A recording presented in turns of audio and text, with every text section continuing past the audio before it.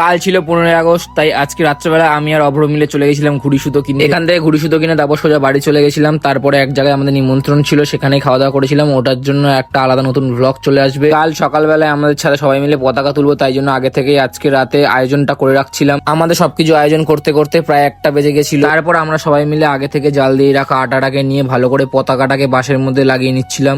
আমরা একসাথে কোনো কাজ করবো আর তার মধ্যে ইয়ার্কি ঠাট্টা হবে না, সেটা কি করে হয়।